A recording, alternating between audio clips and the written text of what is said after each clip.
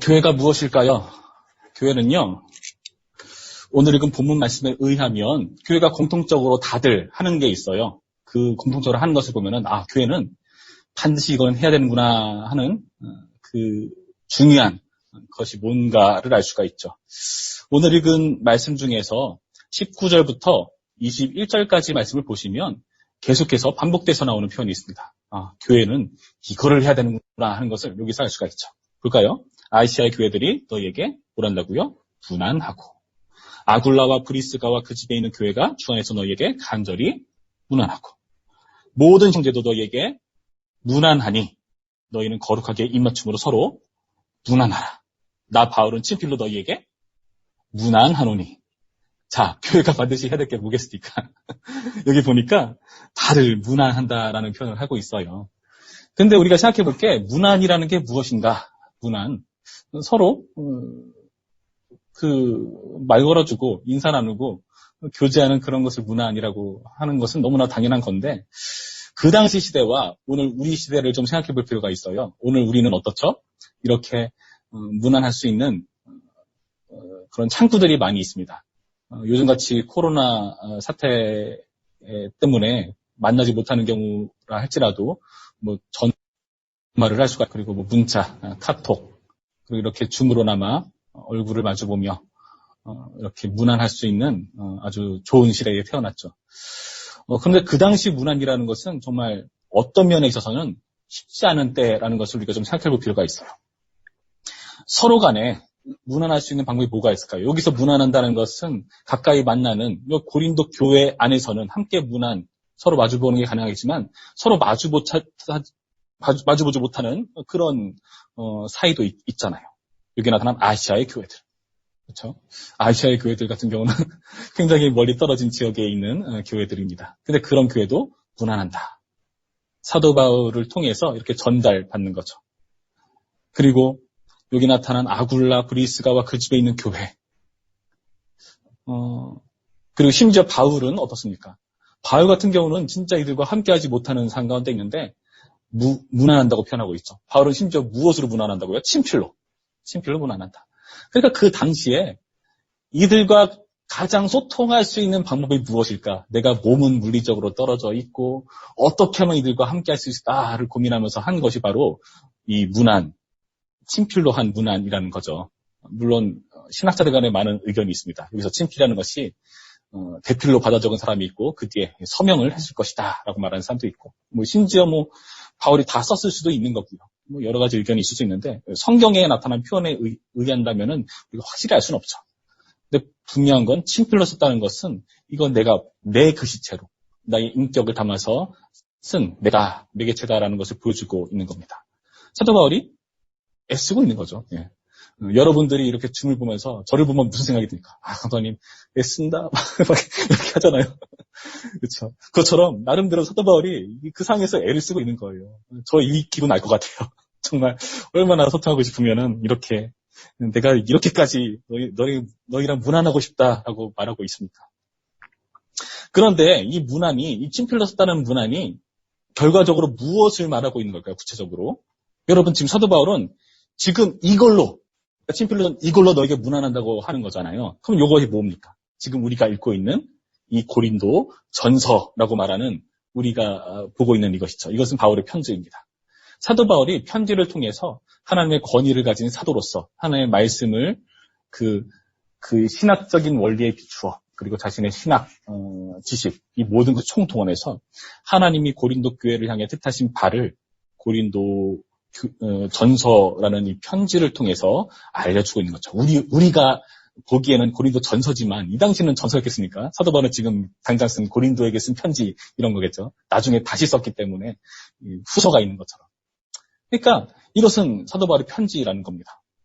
그래서 고린도 교회에 있는 문제들에 대해서 사도 바울이 정말 애타는 마음으로 친필로 야 내가 너희에 대한 소식을 들었어. 너네 지금 이러고 있다며 그러면 안 되지 하면서 편지를 막 구구절절 쓴 거예요. 야, 너네, 이런 거는 참 잘하고 있어. 내가 그 소식 듣고 얼마나 기뻤는지 몰라. 그런데 내가 이런 소식도 들었거든? 근데 그거는 좀 아닌 것 같아. 우리가 좀 이런 부분에 있어서 좀 힘을 내야 되지 않겠니? 좀 상황은 어렵다 할지라도 신앙적으로 일어서야 되지 않겠니? 그런 마음들을 이런 편지에 담아서 쓴 겁니다. 이것이 바울이 고린도 교회에게 했던 문안이라는 거예요. 문안. 여러분, 문안이란 무엇일까요? 문안이라는 것은 단순히 인사하는 정도에서 그치지 확인할 수가 있습니다. 단순한 인사에서 그치지 않습니다. 바울은요, 그 고린도 전서라는 방대한 분량으로 편지를 썼어요. 여러분, 손편지 써본 적 있습니까? 요즘 같은 시대에 굉장히 낭만적인 손편지. 여러분, 한번 사랑하는 사람이 있다면 한번 해보세요. 효과가 좋습니다.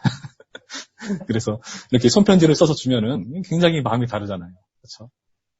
그 손글씨의 그 매력도 있는 것처럼. 사도 바울이 이들에게 정말 마음을 담아서 주고자 했던 메시지가 무엇일까요? 오늘의 말씀을 보시면 문안의 제일 마지막에 사도 바울이 정말 이 문안의 인사 끝에 정말 아신 듯이 또 하는 말이 있거든요. 이거 그전에 굉장히 반복한 말인데 또 하는 말이 있어요.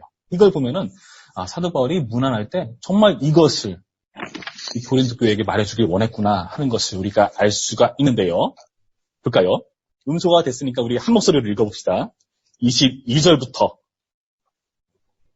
24절까지의 말씀을 한 목소리로 읽습니다. 시작. 만일 누구든지 주를 사랑하지 아니하면 저주를 받을지어다. 우리 주여 오시옵소서. 주 예수 그리스도의 은혜가 너희와 함께하고 나의 사랑이 그리스도 예수 안에서 너희 무리와 함께 할지어다. 아멘.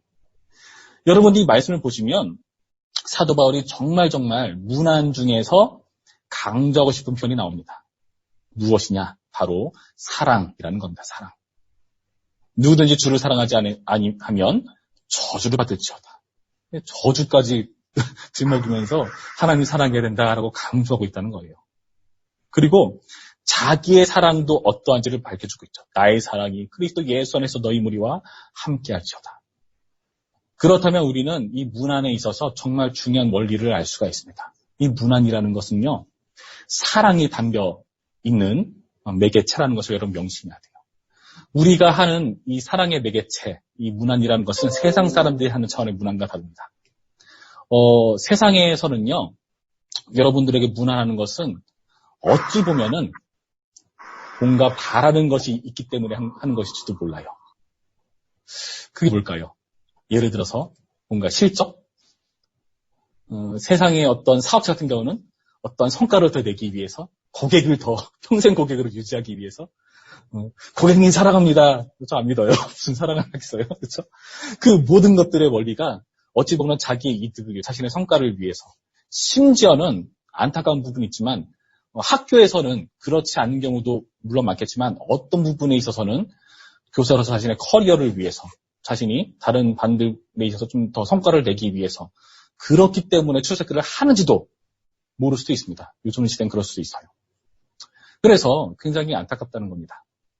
여러분, 문안이라는 것은요, 인격을 담아야 되고요, 사랑의 마음이 담겨 있는 것인데 그것이 거짓으로 느껴지는 순간 이 문안이 진심으로 와닿지가 않는다는 겁니다. 사도 바울이 내가 친필로 썼다라는 그 말의 의미를 여러분 여기서 이해하셔야 되는 거예요. 야, 아시아의 교회들도 그렇고 아굴라 브리스가 그 집에 있는 교회도 그렇고 너희한테 주 안에서 간절히 문안해. 내가 친필로 너희한테 문안해. 여러분, 이 표현에 담겨있는 그 원리가 바로 그 사랑이 담겨있다는 것을 여러분 명심해야 되는 겁니다. 사랑을 담았다는 것은 우리가 세상적으로 접한 그러한 단순히 누구 왔구나 누구 안 왔구나 차원, 그거 확인하는 차원의 추적 체크라든가 성과를 위한 어떤 수단이 아니라 우리 믿는 자들에게 있어서는 하나님 안에서 하는 사랑이 담겨있는 원리라는 것을 여러분 기억하셔야 되는 겁니다. 그래서 이 코로나 기간에 여러분 반드시 명심하셔야 될 것은 바로 이 사랑의 회복이라는 겁니다. 제가 이 줌으로 하는 것을 왜 고집을 하느냐 하면은요, 사실 여러분은 그 타이핑해서 엄지로 툭툭 쳐가지고 카톡으로 메시지를 보내거나 아니면은 뭐 유튜브 이런 매체들을 통해서 제가 막 하면은 여러분 막 이렇게 우리 강도생님 애쓴다 뭐 이렇게 하는 게 더 소통하기 좋을지 몰라요. 그렇죠? 제가 그런 것을 가능한 지향하고 비록 여러분의 얼굴을 확인할 수는 없지만 이 방법을 고집하는 이유가 무엇이냐? 이것이 인격이 담겨있는 지금 상에 살 수 있는 나름대로 인격을 동원할 수 있는 최대한의 방법이라고 생각하기 때문에 이 방법을 고집하는 거예요. 제일 좋은 것은 직접 대면하는 거겠죠. 그러나 그렇게 할 수 없는 상황에서는 이것이 그나마 가장 우리가 얼굴을 마주볼 수 있는 방법이겠다는 생각을 해보는 겁니다. 여러분, 제가 이렇게 설교할 때 제가 지금 어디를 보고 설교하는 것 같습니까? 제가요, 여러분 한 사람처럼 얼굴 보면서 설교하고 있어요. 실제로 설교할 때 그렇게 해요. 그러면은 설교를 하다가 누구의 얼굴을 딱 보는 순간, 아, 저 친구 요즘 이런 상황들이 있지. 제가 뭐 선생님을 통해서라던가 다른 뭐 교구 목사님이라던가 사역자들을 통해서 듣는 바들이 있거든요. 그러면 지금 이런 어른들이 있을 수 있겠다. 나름대로 유추를 하죠. 그러면은요, 생각을 해보세요. 제가 그 친구 얼굴을 볼 때에 설교할 때 표현 하나가 달라지는 거고요. 그 사람을 향한 하나님의 마음이 담겨서 말이 나가는 거거든요. 여러분 그것을 좀 이해할 필요가 있어요. 그래서 제가 권해드리는 것이 이 줌에서 여러분이 딱 들어왔는데 학교에선 여러분이 이렇게 하는지 모르겠어요. 근데 여기서만큼은 얼굴을 공개하기를 정말 간절히 바랍니다. 제가 이렇게 하면은 서로 눈치 보면서 남들도 안 하는데 왜 내가 꼭 공개를 해야 돼? 그럴 수 있는데 가능하면 공개를 꼭 해주시기를 부탁드려요. 누가 한 명 용기를 내서 했으면 좋겠어요.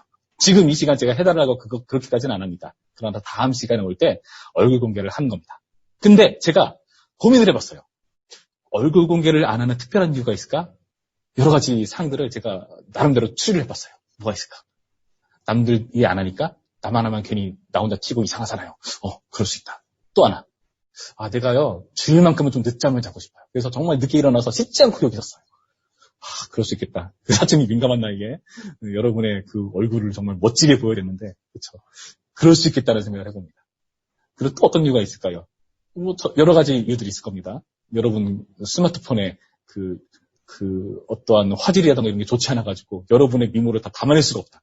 왜 이 세상에 있는 모든 품들은 나의 미모를 담아낼 수가 없는 것인가 하는 아주 고차원적인 철학적인 질문을 던지면서 여러분 그럴 수도 있겠다는 생각을 해봅니다. 그래서 제가 생각했어요. 어떻게 하면 될까? 제가 방법을 하나 제안할게요. 얼굴을 공개하거나 아니면은 여러분 일주일의 시간을 드릴 테니까 나름대로 가장 자신의 얼굴을 여러분 마음에 들게 잘 표현할 수 있는 사진을 찍으세요. 찍으셔서 어떻게 하는가? 다음에 여기 나올 때 여기 이름 대신에 여러분의 얼굴이 그 사진으로든 영상으로든 이렇게 담겼으면 좋겠어요. 할 수 있을까요? 확인은 할 수가 없네. 댓글 달아주는 사람도 없고 말하는 사람도 없고. 예. 그래서 그런 식으로 표현해 줬으면 좋겠습니다. 지난번 같은 경우는 하준이가 이렇게 얼굴을 캡처를 했는지 이렇게 얼굴이 딱 나오더라고요. 그러면 훨씬 제가 나요. 제가 설교할 때 하준이 얼굴 보면서 설교했어요. 지난주는. 여러분. 그렇죠? 그래서 그런 것들을 좀 이렇게 해주시길 부탁드립니다. 여러분 사랑을 담는다는 것은 이런 중요한 원리가 담겨 있어요. 그리고 사랑을 담는다는 것은요. 단순히 얼굴 보여주는 차원을 뛰어넘어서 실제로 우리 간에 서로를 섬긴다는 표현이 있습니다. 사도 바울이 이렇게 고린도전서를 마무리 지으면서 마지막으로 소개해주고 있는 한 가정이 있습니다. 그 가정이 누구냐 하면은요, 바로 15절에 나와 있는 바와 같이 바로 스데바나의 집이라고 밝혀주고 있어요. 스데바나의 집. 여러분, 이 스데바나의 집 같은 경우는 어떤 집이라고 표현하고 있죠?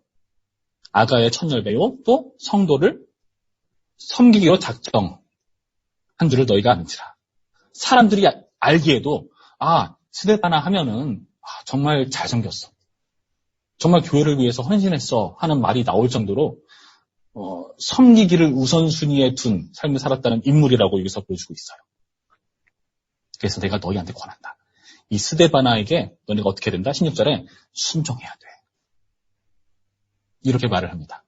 순종한다는 것은요, 여러분, 그 사람에게 권위가 있다는 것을 인정해 준다는 뜻이에요.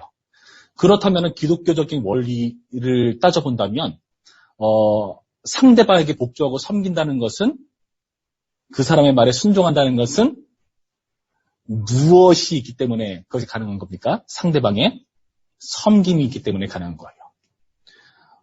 학교나 여러분 다른 데서 다른 사람들과 통화를 하거나 다른 사람과 대화를 할 때 상대방에게 내가 순종해야겠다 하는 마음이 드는 경우들이 있을 수 있죠. 근데 강압적인 경우들이 있습니다. 상대방이 나보다 나이가 많다. 그럼 통화하기조차도 싫잖아요. 그렇죠? 벌써부터 목소리에 나는 너보다 나이가 많아 깔려 있잖아요, 그렇죠? 굉장히 부담스럽죠. 괜히 전화 오면은 없는 척 안 받았다가 나중에 카톡으로 제가 그때 바빠서 못 봤어요. 이런 친구들인지 모르겠어요. 그런데요, 세상의 권위가 기독교적인 권위는 어디서 나온다고요? 성김에서 나온다. 여러분들을 맡고 여러분들을 책임지고 있는 선생님들 같은 경우는 여러분들에게 있어서 권위가 있는 분들입니다. 왜 권위가 있을까요? 나이가 많아서 신앙생활을 여러분들보다 더 많이 했기 때문에, 그래서 여러분들에게 가져줄 그런 거리들이 많기 때문에 그런 이유도 있을 수 있겠지만, 여러분들을 담당한 선생님들에게 순종하고 강도님이 말을 했을 때 거기서 순종해야 되는 그 권위가 어디서 나오느냐? 바로 선생님들과 강도님의 여러분들을 향한 섬김에서 나온다는 것을 여러분 명심하시기 바랍니다. 거기서 권위가 나오고요. 여러분의 한복이 나타나는 거예요. 그래서 제가 회개합니다. 무슨 회개하냐. 여러분이 이렇게 제 말을 안 듣는 것은 내가 그동안 여러분을 신겼구나 하는 반증으로 제가 돌아보겠습니다. 내가 얘들을 잘 섬겼으면 내 말을 들을 텐데. 그렇죠. 그런 생각을 해봐요. 사도 바울도 뭐라 말했죠? 24절에 나의 사랑이 그리스도 예수 안에서 너희 무리와 함께할지어다. 그리스도 예수 안에서 너희 무리와 함께한다고 말을 했어요. 그 말은 무슨 의미겠습니까? 사도 바울이 너희를 향한 그 사랑의 섬김은 먼저 내가 이 사랑의 섬김을 받았기 때문에 내가 이렇게 할 수가 있어. 그 섬김이 누구에게서 왔다고요? 이 섬김이 누구 안에서 이루어진다고요? 예수 그리스도 안에서. 스데바나가 처음부터 뭔가 대단한 대인배 같은 마음이 있어서 섬겼겠습니까? 그렇지가 않아요. 물론 그렇게 시작할 수는 있습니다. 그러나 그렇게 시작하면 오래 못 가요. 금방 실축하고요. 내가 이렇게까지 했는데 사람들이 이렇게 반응하면 내가 못하러 이런 일을 해. 안 해! 내가 다시는 이런 거 하나 봐. 내가 다시는 중고등부 회장 하나 봐. 총무 하나 봐. 이런 말이 나오게 돼 있어요. 그런데요. 왜 이런 섬김에 사랑의 근간 섬김을 할 수가 있는가? 그것은요. 예수 그리스도께서 우리에게 그렇게 하셨기 때문에, 그 사랑을 먼저 받았기 때문에 그 사랑의 근거에서 섬길 수가 있다는 겁니다. 사도 바울이 내가 예수 그리스도 안에서 너희와 함께한다. 친필로 너희에게 문안한다. 야, 잘 들어봐. 지금 아굴라 브리스가 그 집에 있는 교회가 너에게 간절히 문안하는데 누구 안에서 하는 줄 알아? 주 안에서. 여러분, 이 모든 과정을 통해서 예수님께서 우리에게 이 사랑의 섬김을 먼저 보여주셨기 때문에 우리가 이런 사랑의 섬김을 할 수 있다는 것입니다. 그래서 여러분, 교회가 해야 되는 문안이라는 것은 바로 이 예수 그리스도가 먼저 베푸신 사랑의 근거에서 이루어진다는 사실을 명심하시기 바랍니다. 저도 그렇고 우리 선생님들께서도 그렇게 해야 되고, 그리고 우리 중고등부 많은 친구들도 예수님의 사랑을 더 많이 묵상해 보시기 바랍니다. 그러면서 서로 이렇게 사랑으로 문안하는 우리 중고등부가 되었으면 좋겠습니다. 제가 한 가지 이야기만 하고 마칠게요. 제가 청년부 시절에 교회에서 그 베이스 기타로 그 반주를 섬겼어요. 예배 시간에 기타 반주를 하는 거죠. 어느 날 교회에서 수련회가 아니라 구흥회를 했습니다.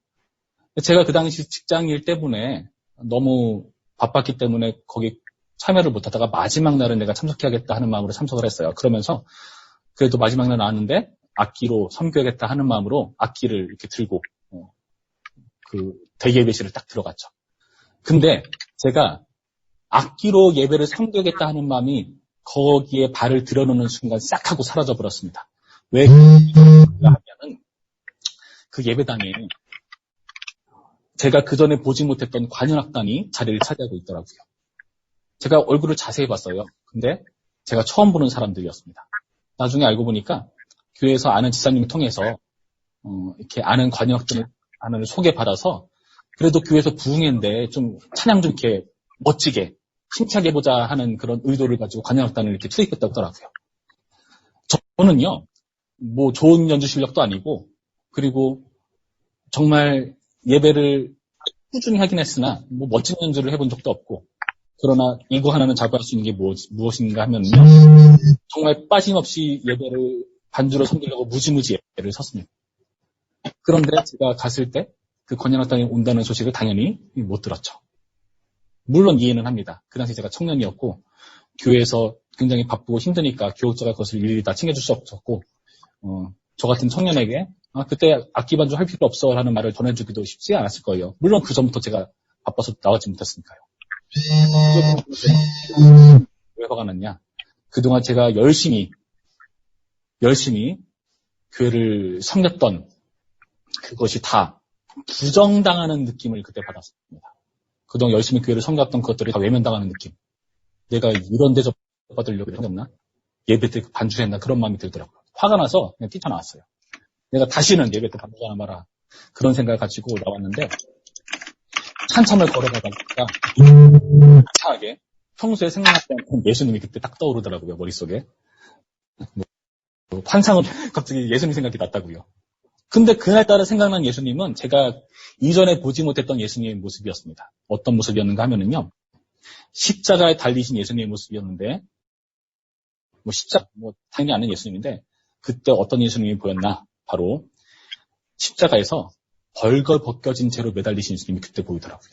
벌거 벗겨진 채로. 생각했어요. 예수님 거기서 벌거 벗겨졌지? 우리가 발가벗겨지면 굉장히 창피하고 숨고 싶은 게 우리 죄인된 속성인데요. 예수님은 발가벗겨져서 나무 위에 달리신 거잖아요. 높은데. 모든 사람이 보는 그 자리에 이렇게 달려있는 거죠. 창피하지 않았을까? 그래도 명색이 하나님인데. 하나님 자존심도 없으세요? 막 그런 생각 들더라고요. 근데 왜 그랬을까를 생각했는데 딱 답이 나오더라고요. 예수님께서 나 때문에 저렇게 벌거벗겨진 그 수치를 당하신 거구나. 명색이 하나님이신데 나 때문에 저 위에 저렇게 창피한 것을 무릅쓰고 달구나 하는 게 그때 처음 새롭게 그때 저는 가던 길을 돌이켜서 다시금 교회로 돌아갔습니다. 차마 앞에서 반주를 못하겠더라고요. 그 건양악단 틈에 껴서 반주하는 것은 제 자존심이 허락하지는 않았고요. 그냥 저 뒤에 쭈그리고 앉아서 혼자 하나님께 회개하며 기도하며 찬양했던 그게랍니다. 굉장히 이상했어요. 다들 막 신나고 빠른 찬양 열심히 손뼉치면서 하는데 저는 뒤에서 막 질질 짜면서 하나님 앞에서 막 이렇게 찬양했던 모습. 저는 그거 하나 못 참는데 예수님은 어떻게 참으셨을까? 나의 사랑의 열정이 상대방으로부터 거절당했을 때 그거 못 견디는 나 같은 모습인데 왜 예수님은 그것을 감당하셨을까? 여러분, 이 예수님의 사랑이 사도발로 하여금 나의 상이 와 함께할지어다 그 말이 터져 나온 거고요. 그리고 스데바나도 그렇고 아시아의 교회들도 그렇고 아글라와 브리스가와 그 집에 있는 교회가 주 안에서 너에게 간절히 문안한다. 내가 친필로 너에게 문안한다. 내가 몸은 떨어져 있지만 이것이 하등 나의 사랑을 너에게 표현하는 일에 있어서 문제가 되지 않는다. 여러분, 이 메시지가 바로 우리의 메시지가 되기를 간절히 바랍니다. 여러분, 다음 주에 적용을 꼭 해주세요. 얼굴을 공개하거나 한 주간 열심히 얼짱구석 찾아서 멋진 사진을 찍어주셔서 다음에 제가 이렇게 봤을 때는 여러분의 얼굴이 보였으면 좋겠습니다. 사진으로 보여주면 수술하면 그렇게라도 해주세요. 그럼 제가 여러분의 얼굴을 보면서 여러분에게 더 직접적으로 와닿는 설교를 할 수 있지 않을까 하는 생각을 해봅니다. 이 사랑의 문안에 우리 함께 동참하는 저 여러분에게 간절히 바랍니다. 기도하겠습니다. 네. 참 좋으신 하나님 감사드립니다. 이처럼 우리가 함께 모일 수 있도록 인도하시고 이렇게 비대면이지만 우리가 할 수 있는 방법을 다 동원해서 우리가 할 수 있는 진필로 우리가 할 수 있는 간절한 방법으로 서로 무난하게 하시니 감사드립니다. 이 일을 통해서 예수님의 사랑으로 우리가 더욱더 하나 될 수 있도록 인도하여 주시옵시고 우리 중고등부 모든 친구들이 주님을 사랑하며 주님 안에서 드리는 그런 중고등부 날마다 이어질 수 있도록 인도하여 주시옵소서. 예수님의 이름으로 기도드렸습니다. 아멘.